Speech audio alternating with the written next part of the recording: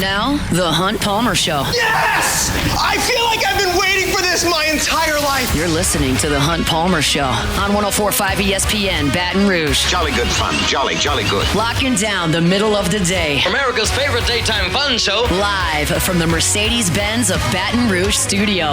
This is Hunt Palmer.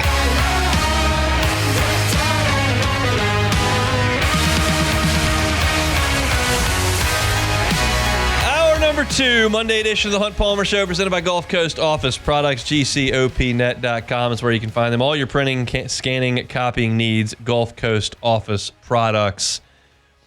All right, every Friday, top of hour number 2, I give you my SEC picks against the spread. Every Monday, we go back and see how things went. We're doing well.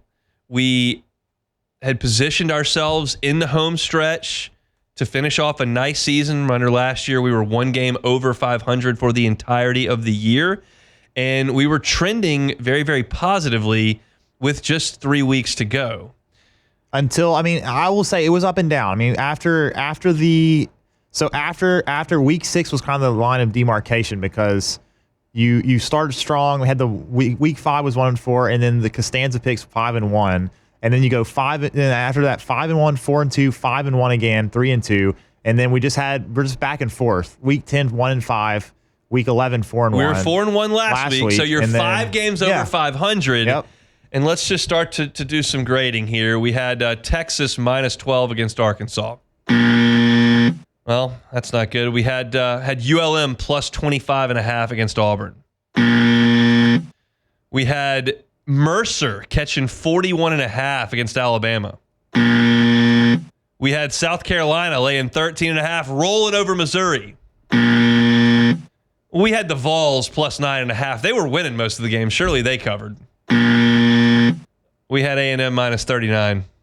That is 0-6 with one saving grace. Of course, the Murray State Racers. Thank you, Coach McMahon. Who covered 37.5. Shout out Matt McMahon. Shout out Ja Morant. Shout out my cousin Caroline.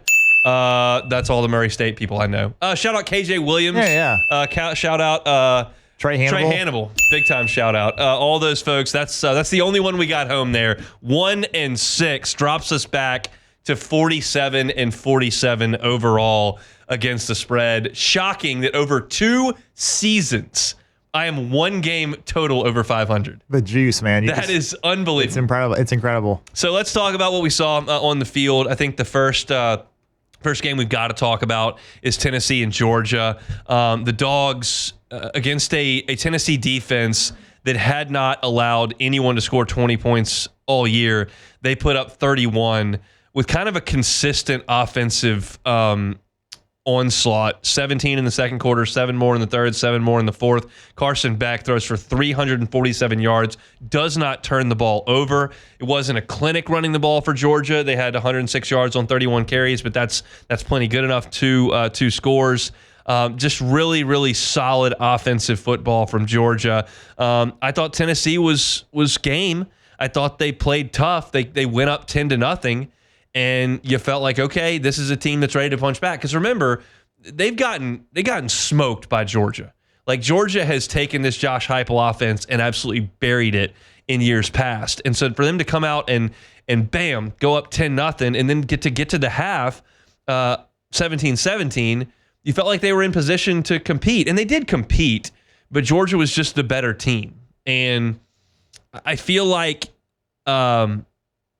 Georgia is still capable of winning the national championship. They did get smashed by Ole Miss. And I feel like as I kind of evaluate the big picture, you're just seeing how big a deal home field is. And I think it is a feather in Ole Miss's cap that they're just a damn good football team that was able to stand up to Georgia like that. Yeah, it matters that it was in Vaught-Hemingway, but I think that's just impressive for them to have to played the way they did in that game 2 weeks ago. So for Georgia, they stay very much in the mix for the college football playoff. When Carson Beck doesn't turn the ball over, turns out they're a pretty good outfit. I don't think Tennessee is done by any stretch of the imagination. You kind of look over Tennessee's resume at this point. It's a good win over Alabama, no question about that. That's kind of all the meat that's on the bone. The Arkansas loss is a bad one.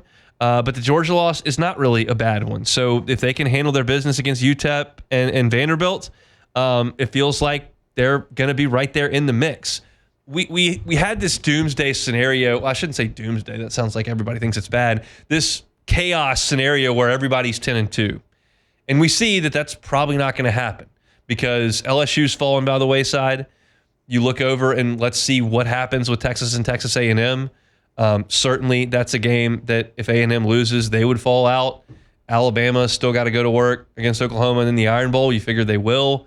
Ole Miss has still got to handle their business against Florida and then against Mississippi State. You feel like they will. But I feel like that nightmare scenario where you're going to have 5 or 6 10-2s is just not going to come to fruition.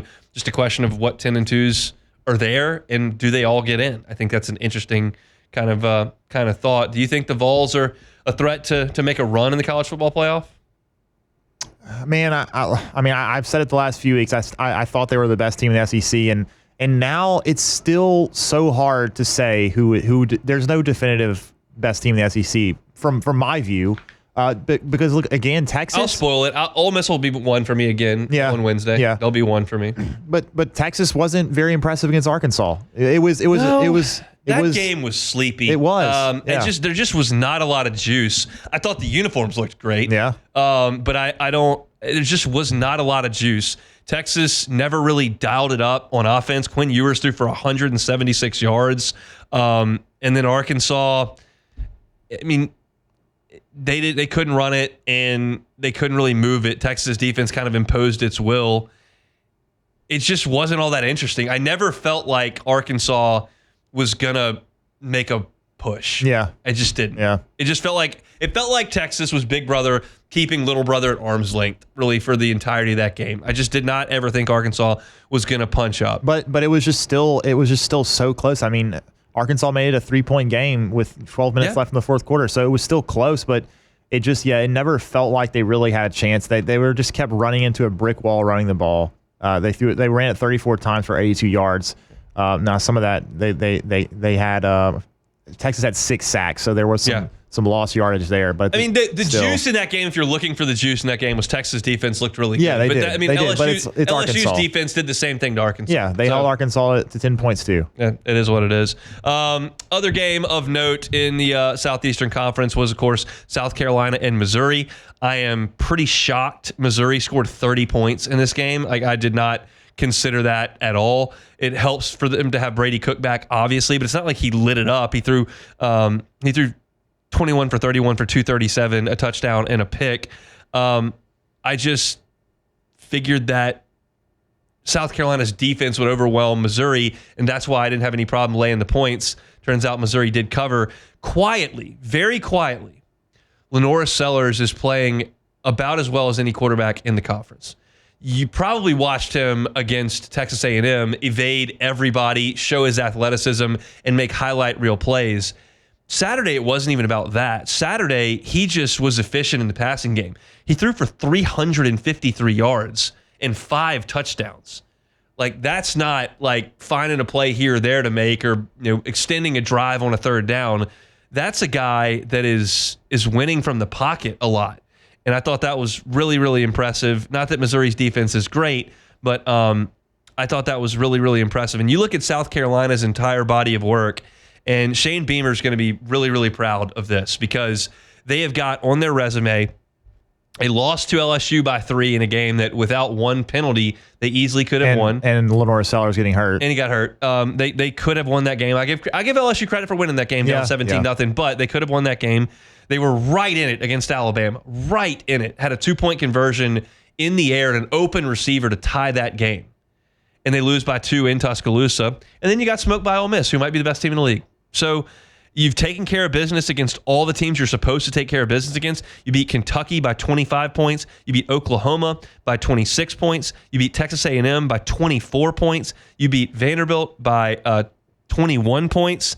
And then you beat Missouri at home. So now South Carolina will play Wofford. They'll win that game coming up on Saturday. And then they've got Clemson on the road. And I think they're every bit as good as Clemson. Yep. So you're talking about a real chance for a 9-3 season for Shane Beamer with a quarterback that's going to come back. So that's exciting stuff for South Carolina.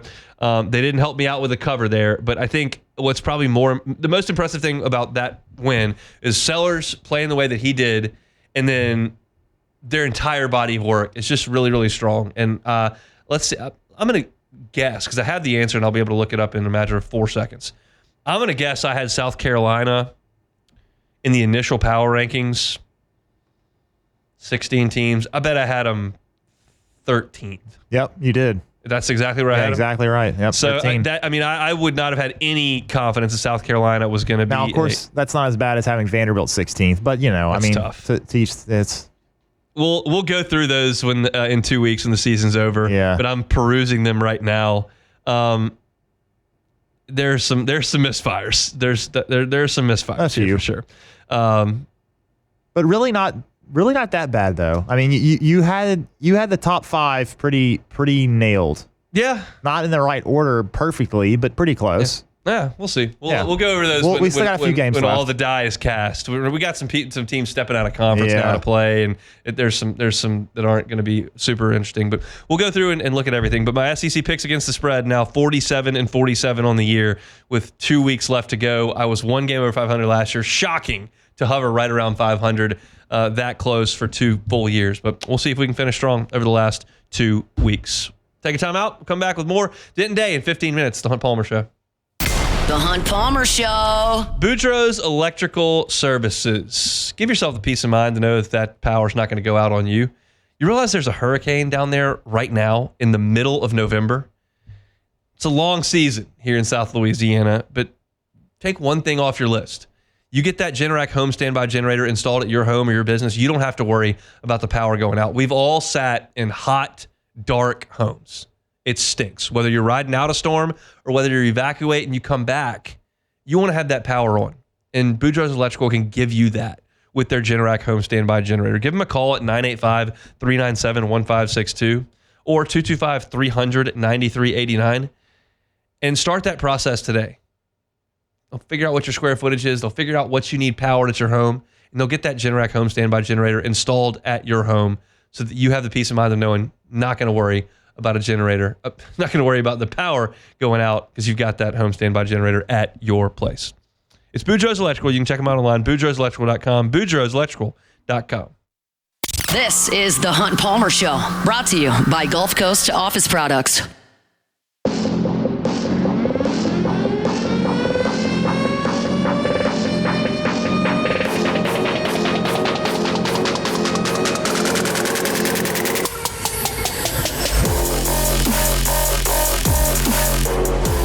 We'll get to Denton Day coming up here in about 10 minutes. Some good news, bad news for LSU on the recruiting front. That's the word I was looking for. It just wasn't showing up. Good news, bad news on the recruiting front for LSU over the weekend. The bad news, LSU did lose a commitment from interior offensive lineman Devin Harper. Devin Harper's from my neck of the woods up there in Shreveport, plays for Calvary Baptist Academy, a 6'4", 300-pound guard, rated 4-star by every single service. A top 6 player in the state of Louisiana by every single service. He announced his flip from LSU to Ole Miss on Saturday. It was right as LSU was getting annihilated in the fourth quarter of that game against Florida. And I think a lot of people believe that was the reason that Harper decided to flip. This was decided. You had seen it leaking out in the recruiting world. The RPMs and crystal balls were headed Ole Miss's way, and it was expected that LSU would lose Harper's commitment. Shea Dixon of On3 reported it last week, and it happened. So it's not good. You want to keep the guys in home, keep the guys in state, that certainly the ones you've got committed, and LSU not able to do that with Devin Harper just a couple of weeks from signing day. So that's tough news for LSU on that front. On a positive note, On3 released their updated rankings in their top 300, and some LSU players saw some significant jumps in those ranks. DJ Pickett moved up to the number 6 player in the nation, of course, 5-star cornerback from Zephyr Hills, Florida. And then also at corner, Cade Phillips jumped up. He was number 49 nationally, up to number 23 nationally. So LSU with 2 now 5-star cornerbacks, according to On3 Sports, committed in this class. 2 guys that are in the top 25 in terms of players nationally. And that's something LSU very desperately needs. They need to upgrade the talent level on defense. I was doing the pre and post game show with Marlon Favorite on Saturday. And he was telling a story about playing at the Swamp. And he was going, it was me and Glenn Dorsey, Tyson Jackson. We had Raheem Alim, Al Woods. And he was going through all these names. I was like, all these dudes played in the NFL. And that's the standard at LSU when you've got championship level teams, which LSU was in 07 when Fave was there. You've got big time professional players on the defense. And I just don't know that I can point to a lot of the guys right now and peg them as first or second round draft picks. And these are the types of players that more often than not turn into that type of player. LSU is tied with Ohio State for the most 5-stars committed in this class. They have 4. And you look at Jakeem Stewart, who is now reclassified into this class.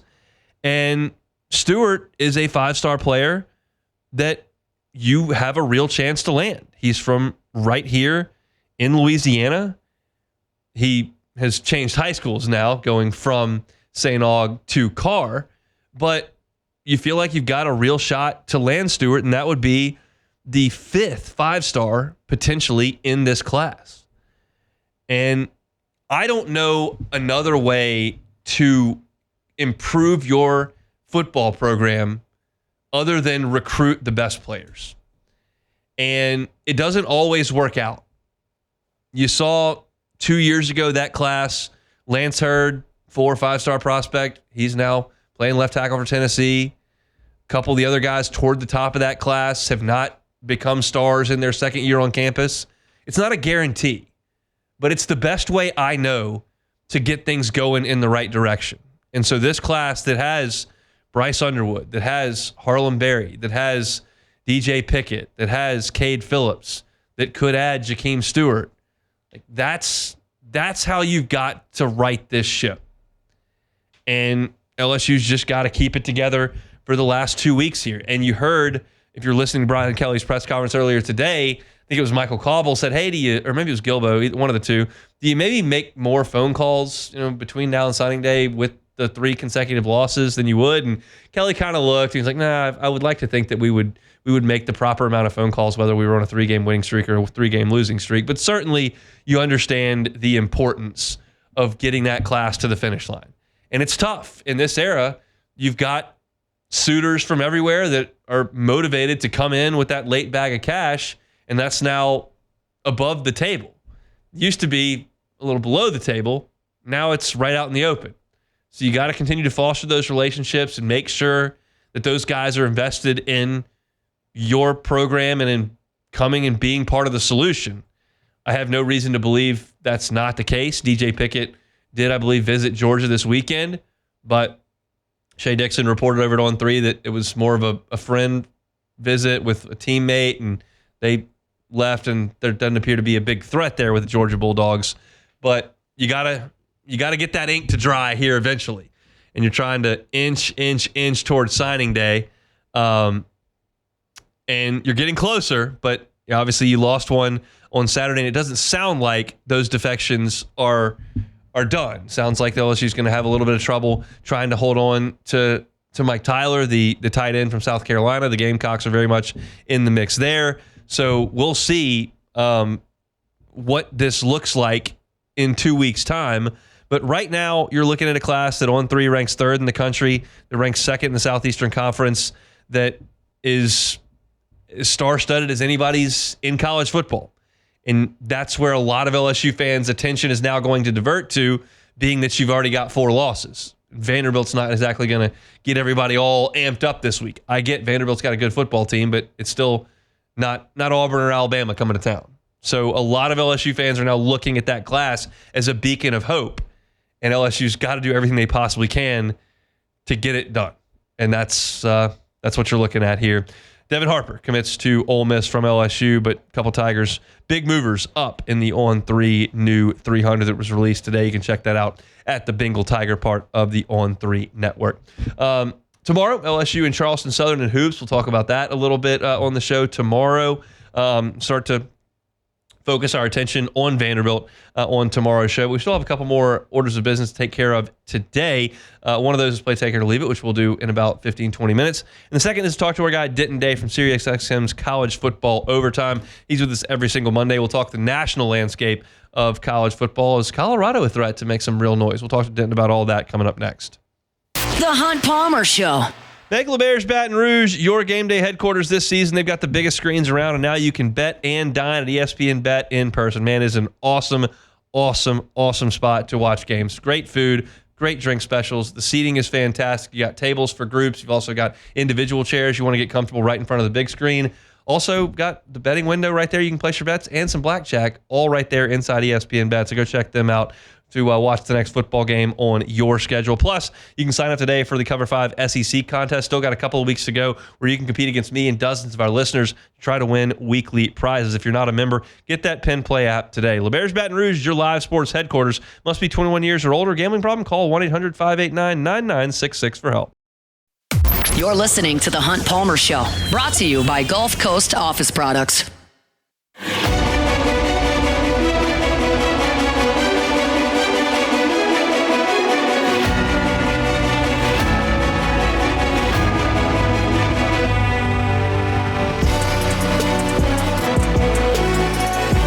Your work week's off to a good start. Shout out to the folks at Gulf Coast Office Products, GCOPnet.com. Printing, scanning, copying, whatever your needs are, they can meet them at Gulf Coast Office Products. No matter what vertical industry that you are in, Trey Beal and his team have clients in that industry. They can help you with your specific needs in terms of printers, scanners, copiers. Fantastic customer service. Tons of resources statewide. It's Gulf Coast Office Products, GCOPnet.com. Let's go out to Jim's Firearms Hotline. That's where we find our guy, Denton Day, SiriusXM's College Football Overtime. He's with us every Monday, joins us now. How we doing, Denton? I'm good, man. Basketball season now, officially? Is that how that works? Oh, man.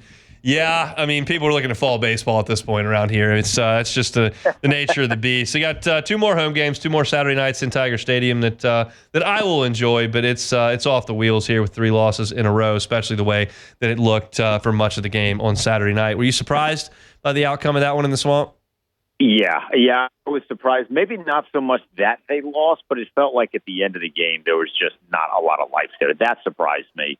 There's something about that Florida game where I know Vegas really liked Florida, which I tried to pay attention to that sort of stuff. But, it's never a good sign when the guy who at the beginning of the year was a dead man walking is beating you in November. So that was a tough one, but the offense just did not seem to have a whole lot of life to it at the end of the game.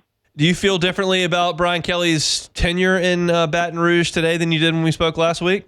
Not necessarily. I think obviously anytime you are a 4-loss team, when you are in year number 3 at this particular program, it's not a good thing, not a good sign, but I am confident in the ability that he is going to have, I think, to make things right. If there's one thing that he's going to be able to do, I think he's going to come in, not maybe with an iron fist, so to speak, but I do think there's going to be something done about some of the issues. And I think that's going to start with a quarterback. Go out there, get somebody that is going to be maybe a little bit more similar to what Jaden Daniels, in terms of the ability that he had with his legs. And then I think that maximizes the offense and hopefully get some more skill position guys out there too. After watching DJ Lagway, still not healthy, but playing with a lot of poise against LSU, do you feel differently about Billy Napier's time in Gainesville than you did back on last Monday?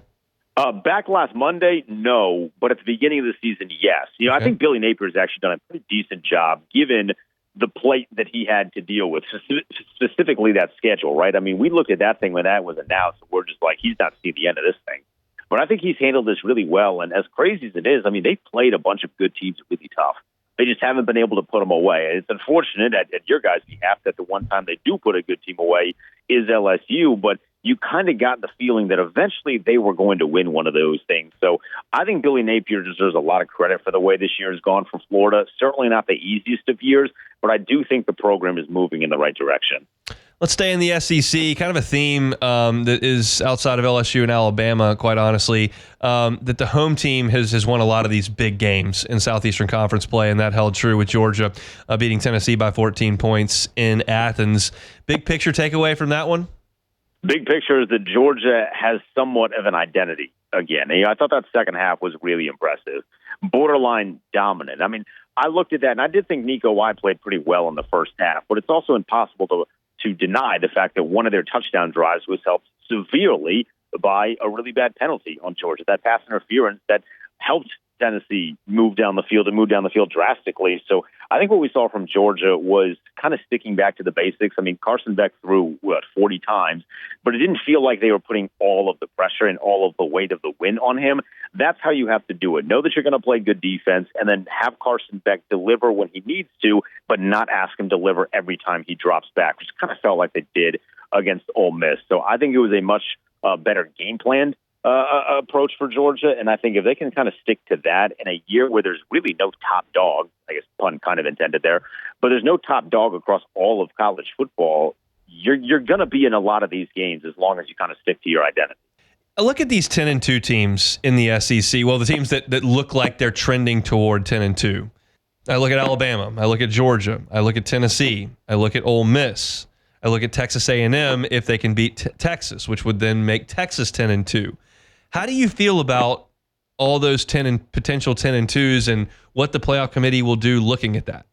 I wish I knew what the committee was going to do. Like that actually makes Tuesday very, very interesting into how they're going to approach this. Because every time they're faced with a new situation like this, it's the first time they faced a situation like this, especially with two losses. They have never had to deal with that in the history of their existence. They get blessed with like a bunch of unbeaten teams, and then you're deciding between two one-loss teams, where one of which was in a conference championship and the other wasn't. So this is going to be really weird. You're going to force them to actually like do their job, which is nice because it feels like they haven't. I feel like you have to look at the quarterbacks though, and like if it's going to come down to all right, we have two spots, and there are four teams that have pretty similar resumes and pretty similar criteria. You got to look at the quarterback, or if one of them has a dominant side of the ball, running back, maybe a dominant defense, whatever it is. And I think you look at like Bama and Jalen Milroe. While I don't love him, and I don't know if you love him, Hunt, he's certainly a playmaker. I like him when he plays LSU. Ole Miss win against right. That version's but pretty then you look good. At Jackson Dart, and then you look. I look at Jackson Dart, and I'm like, I mean, now that he's not playing Kentucky.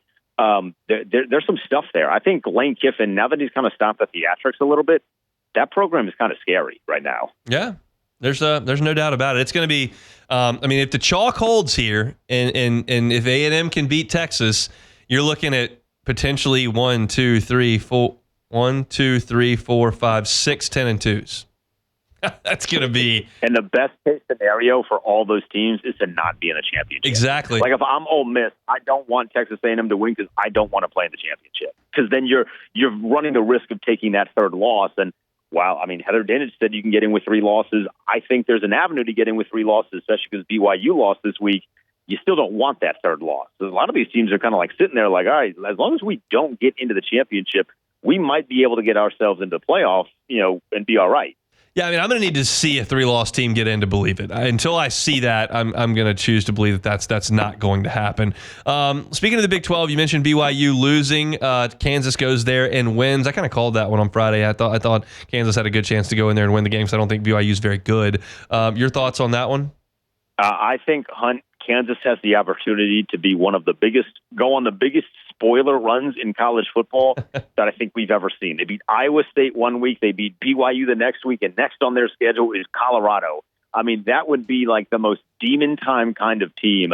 BYU had this one coming. They were such short favorites, and they were underdogs a couple weeks ago to UCF. Like we were kind of just banking on them to lose. And the thing with Kansas is they were just so hampered by injuries. Like at the beginning of the year with their quarterback, Jalen Daniels, he's a good quarterback, and he's one of the better ones that the Big 12 had to offer in the preseason. He had some decision-making issues, but he'd been injured too, and now you're seeing him healthy, and he's making good decisions, and this football team looks pretty darn good. So I wasn't stunned by that one at all, but now the Big 12 looks so much more fun. I can't wait. I really desperately want Colorado in that championship game. I think it'll be the best best possible outcome for all involved. Stepping out of conference, Notre Dame, what do we make of them at this point? That win in Kyle Field looks good. That loss is heinous. Is enough for them to win out, go 11-1? That's good enough? Yeah. One loss Notre Dame team gets in. A 2-loss Notre Dame team is a completely different question, especially considering who they would have lost to. I mean, you get Army. Army's a good team, but they're not a beat Notre Dame kind of team. And then you get USC, where at least with USC you can make the argument Lincoln Riley, a lot of offense like that. That would be, I think, hysterically a better loss than an Army loss. But if they're just a 1-loss team and that one loss happened, at this point 8-10 weeks ago, they're definitely in. Let's look at the Big Ten. Kind of the one that was trying to steal the show, but ended up not, was Oregon trailing late to Wisconsin. They outscored the Badgers 10-0 in the fourth quarter. Just couldn't get anything going on offense for a lot of the day. What do you make of that? That's not the first time that's happened either. Yeah, I think that's a little alarming for Oregon because they had that same issue at the beginning of the season, and I'd kind of thought they were over that issue where they moved the ball well, they're just not executing well, and then it reared its ugly head against Wisconsin. I was a little alarmed by that. I also hate the fact that they faked a field goal. I mean, they won the game, so it's not that big of a deal, but faking a field goal when you're only up 3 in the late stages of a game. I mean, Dan Lanning is one of my favorite coaches. I wanted to fly through a wall when I saw that of anger. I was like, what are you doing? So they need to make sure Dan Lanning needs to get his head on straight a little bit. Don't be uber aggressive. I was alarmed with what I saw. They didn't lose, so you just survive in advance, but not a great weekend, I thought, for Oregon. Is this a must-win game for Indiana in Columbus? Do they have to win this game to get in, or can they get in with one loss and no real impressive wins? Yeah, they can get in with one loss and no real impressive win. That is the luxury of being a Big Ten and an SEC team. I mean, the SEC, you're not going to go the whole season without an impressive win, but the luxury of playing in that particular conference is that if you're a one-loss team, you're getting in. So I think if Indiana can lose this one, as long as they don't get blown out, as long as it's not 50-7 or something ridiculous like that, they can lose that game and still get in. Do you think that's a good thing? That's a great question. Yes and no. Obviously, I would love if they had a tough schedule and if they played better teams. But at the same time, I don't want to see Clemson in at this point. You know what I mean? If it's a 1-loss Indiana team or a 2-loss team out of the ACC that I don't trust and I know isn't very good, and they can't score the football, I'd rather see the 1-loss Indiana team. Because Indiana, I mean, this is what I'm looking at. If I'm a Power 5 head coach, or Power 4 head coach, if I'm an administrator that's putting a scheduling together, I'm looking. It's not Indiana's fault that Michigan stinks. First of all, not their fault. But their non-conference is Florida International, Western Illinois, and Charlotte. And then they didn't play a single team that was ranked until they're going to the Shoe to play number 2 Ohio State. There's nothing there on the resume at all except for a bunch of W's. And if I'm looking at that, I'm going, well, I can arrange my schedule to an extent. If I'm LSU, why am I going to Clemson next year? Why am I playing USC to open the season if I can just play Florida International, Western Illinois, and Charlotte? It's a great point. It's a great point. I think the thing with Indiana is they did not know that this success was going to be the way that it is. I think next year, and I'm hoping that in the future, they will take this season and they will parlay that into some of those bigger games, because the whole thrill of the 12-team playoff is that we should be getting more of those LSU USCs, taking an LSU and playing Clemson, right? We should be getting more of these non-conference Power 4 versus Power 4 teams. So I hope Indiana parlays that. But you're if Indiana's on the outside looking in, I'm not upset about it, but I do think they would get in. And the committee, just based on the way they're ranking us, is telling us that they are going to get in as long as they don't have 2 losses on the schedule. What do you think about the way that game plays out? It's 11 o'clock kickoff from Columbus. Do you think Indiana can stay in it? I think it's going to be one of those games where they are in it tough for at least 2.5 quarters, and then eventually the talent of Ohio State puts them ahead. I mean, that team is, if there was a lean that I had right now as to who's going to win the national championship, it is the Buckeyes, because they just have so many dudes on the outside and they have so many dudes in the backfield as well. So I would look at them and say that I feel the best about them right now. So with that said, Indiana might play them tough. They got a whole lot of heart on that team, but eventually they are not going to be able to keep up with the firepower that Ohio State has. Diego Pavia going to come in on a Saturday night in Death Valley and beat LSU? For your sick. I hope not. I think the Diego Pavia thing might have come to a close a little bit. He was a fun story while it was, but I think that wave has crashed a bit. We'll see. It'll be a cooler Saturday night in Death Valley than it's been all year long. We'll see if the Tigers can play any better than they have for a month. Denton, we appreciate some time. We'll do it again next week. Hunt, I appreciate it as always, man. Be well. Denton Day, SiriusXM's college football overtime each and every Saturday when the games go final. He's also with us every single Monday here on the Hunt Palmer Show. All right, let's step aside. We'll come back, play some Take It or Leave It, and close it out. It's a Monday edition of the Hunt Palmer Show. The Hunt Palmer Show. Genesis of Baton Rouge. GenesisofBatonRouge.com. How about 3 years of complimentary maintenance? How about 3 years of complimentary valet maintenance? That's what you can have at Genesis of Baton Rouge. Nobody loves taking time out of their day, whether it's a Saturday morning or one of your work days, to go drive to the service aisle, sit there, watch whatever's going on TV, and wait for them to handle the oil change, cabin air filter, deal with the wiper blades, whatever the case may be. Nobody loves that. What if they took care of it for you? Genesis of Baton Rouge can do it. They'll come to your home. They'll come to your work. They'll drop off a car for you so that you will have the ability to be mobile during the day. They'll take yours back to the dealership there at Airline and Pico, and they'll handle your maintenance. Complimentary for 3 years on your new purchase. They'll drive it right back to you. That's the experience of being a Genesis of Baton Rouge driver. Again, air filters, oil changes, wiper fluid, all that kind of stuff they can handle for free. Complimentary with your new purchase. They also will give you a 10-year, 100,000-mile warranty on every new Genesis purchase. Go check them out. If you're in the market for a new car in Baton Rouge, odds are you're on Airline Highway. Go out to Airline, see them at Pico, stop by the dealership, and see for yourself what separates Genesis of Baton Rouge. Every car on the lot is online at GenesisofBatonRouge.com. It's GenesisofBatonRouge.com.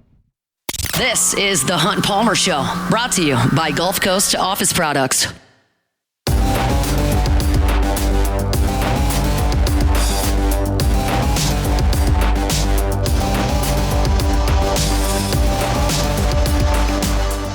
Congratulations to Don Barrow from Prairieville. Don is the Week 12 winner in our 2024 College Football Pick'em Contest and wins a Hooters wing party for 10 people. Don't forget to make your picks for round 13 by this Thursday at noon. Weekly winners will receive a Hooters wing party for 10, and the first place season-long champion will receive a 75-inch 4K flat-screen TV and soundbar, plus free Hooters wings for an entire year. It's the 2024 College Football Pick'em Contest presented by Hooters. All right, wrapping things up here on a Monday. Hope your work week's off to a good start. Appreciate you hanging out with us here at 104.5 ESPN. Baton Rouge missed this a little earlier. LSU's finale in the regular season against Oklahoma will be a 6 o'clock kickoff in Tiger Stadium. That game will be on ESPN. Be the first matchup between the Tigers and Sooners as conference foes. Last time LSU and Oklahoma got together was over in Atlanta for that college football semifinal in the Chick-fil-A Bowl when Joe Burrow threw 51 touchdowns in a single game. Yep.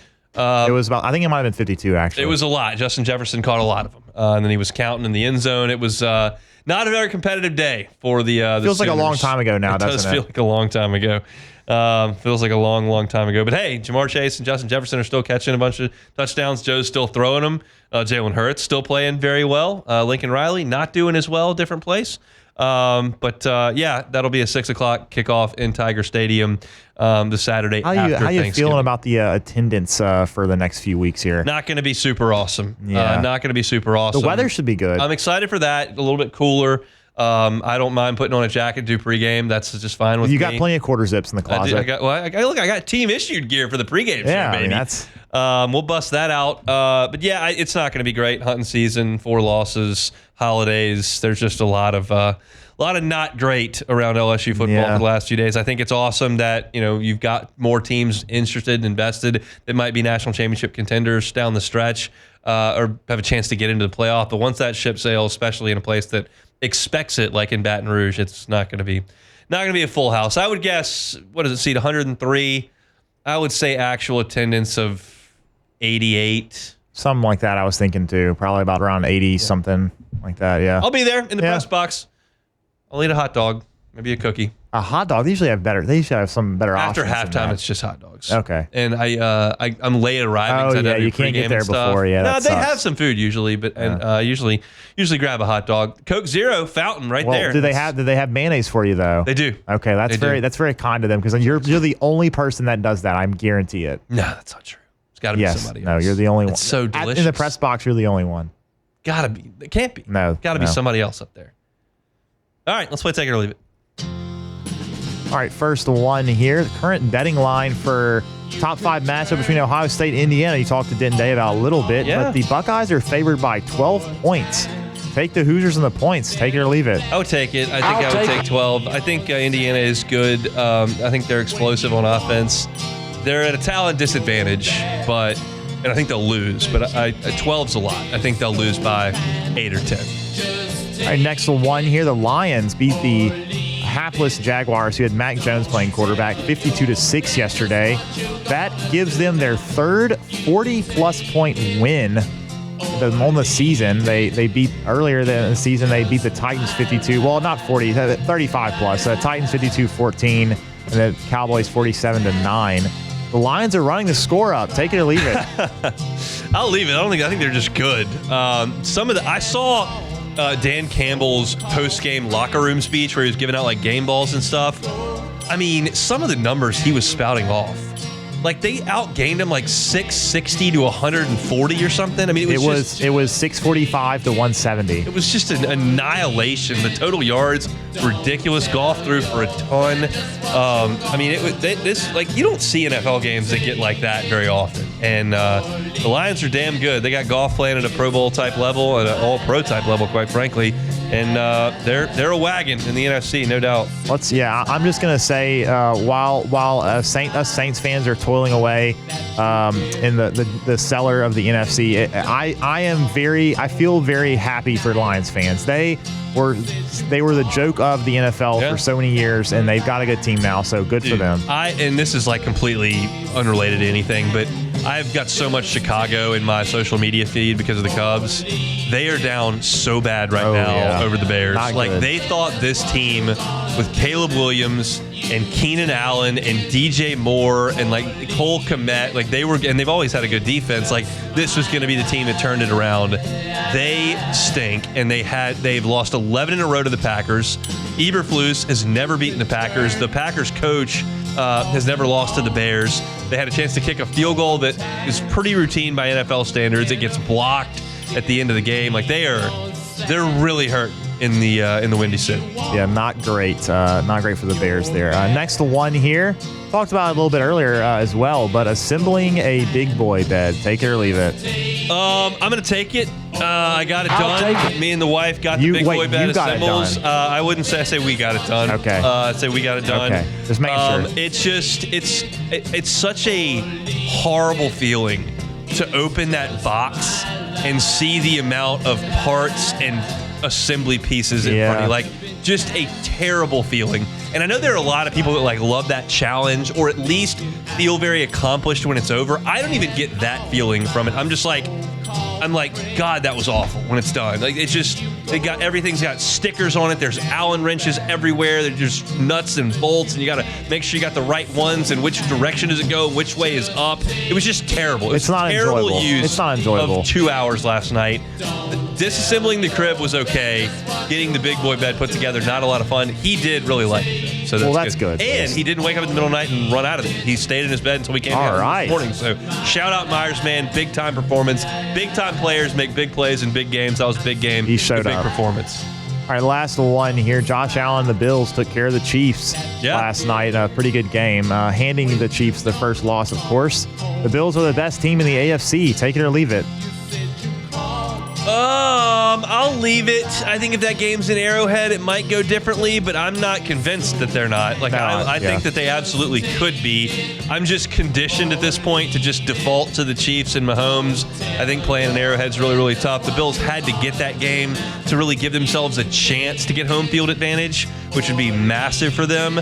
You called this in August. You said the Bills were going to be good. I'm feeling good about it. Looking at like as many departures as they had, trading everybody like they're doing a reset. They've still got some more years of Allen's prime. They probably need to step back a year and then try to do some things. No, They're ready. I mean, he's absurdly good. Yep.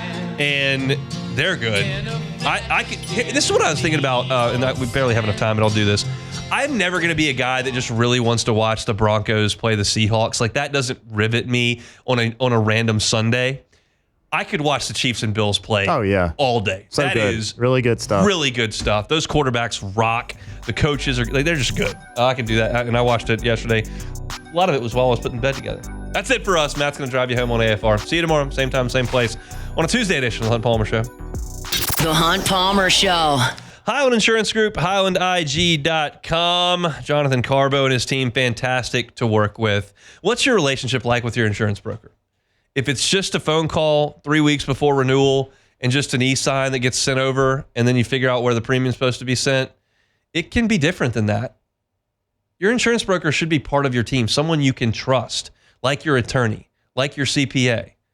Trust your insurance broker to make sure your business is set up for those catastrophic incidents. You never know how bad a car accident can be. You never know how severe a hurricane might come or fire. You never know what kind of cyber breach might happen and what damages could be taken from you. If you have the proper insurance, you won't have to worry about that. That's what the Highland Insurance Group can do for you.